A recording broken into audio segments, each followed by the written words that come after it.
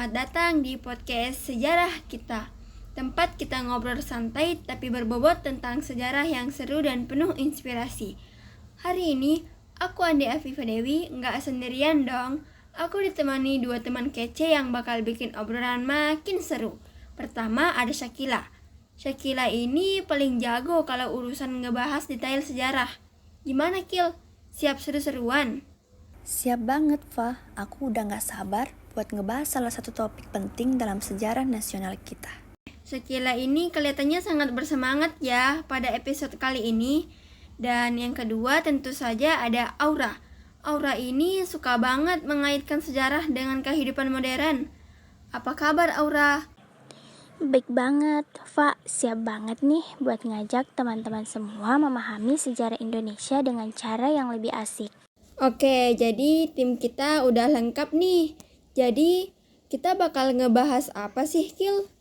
Kita bakal ngobrol soal Budi Utomo, organisasi yang jadi awal mula pergerakan nasional di Indonesia. Yap, gak cuma sejarahnya, kita juga bakal bedah peran penting organisasi ini dan apa yang bikin mereka spesial. Jadi, buat kalian yang penasaran, stay tune terus ya. Yuk, langsung saja kita mulai perjalanan ke masa lalu. Oke, kita mulai dari latar belakangnya dulu ya. Jadi, Budi Utomo didirikan pada 20 Mei 1908 di Batavia oleh para pelajar Stovia, dengan Dr. Sutomo sebagai ketuanya.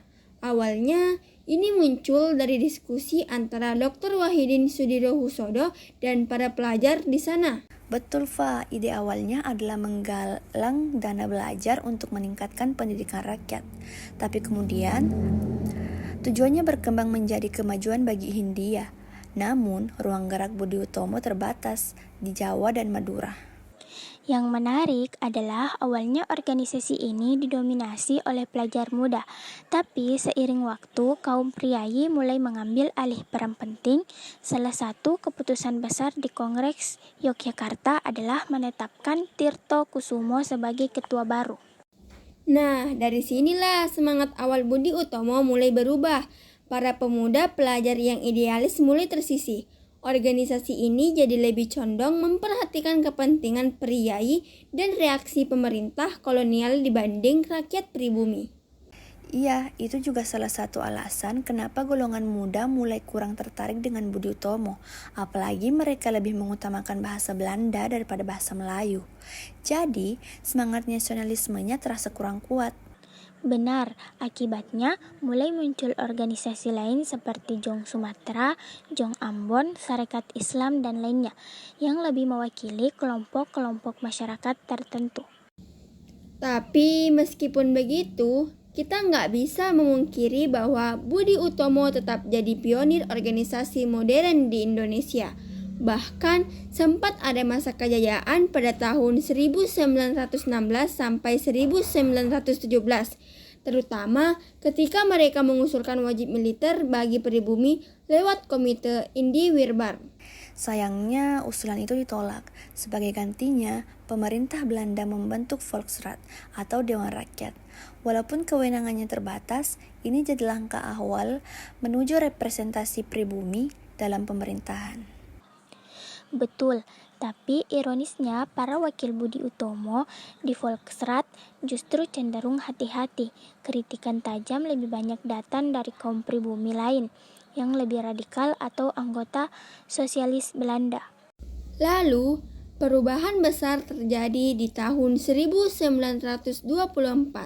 Dr. Sutomo yang merasa Budi Utomo sudah tidak relevan mendirikan Indonesiske Studi Club yang kemudian berkembang menjadi Persatuan Bangsa Indonesia atau PBI. Iya, karena konsep kebangsaan Jawa yang dipegang Budi Utomo dianggap terlalu sempit. Setelah itu, organisasi ini mengalami penurunan hingga akhirnya bergabung dengan PBI pada tahun 1935 untuk membentuk Partai Indonesia Raya atau Parindra. Jadi, meskipun perjalanan Budi Utomo tidak sepenuhnya sempurna, perannya sebagai pelopor gerakan organisasi modern tetap harus kita hargai. Dari sini, jalan menuju kebangkitan nasional mulai terbuka. Setuju banget, Ra.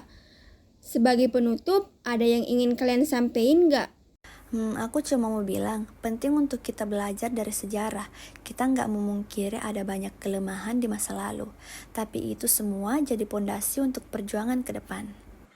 Setuju, dan Hari Kebangkitan Nasional yang kita peringati setiap 20 Mei juga jadi pengingat betapa pentingnya persatuan dalam perjuangan bangsa. Oke, terima kasih buat Shakila dan Aura. Sampai di sini dulu podcast kita kali ini ya. Jangan lupa untuk terus belajar sejarah, karena bangsa yang besar adalah bangsa yang tidak melupakan sejarahnya. Sampai jumpa di episode berikutnya. Bye-bye.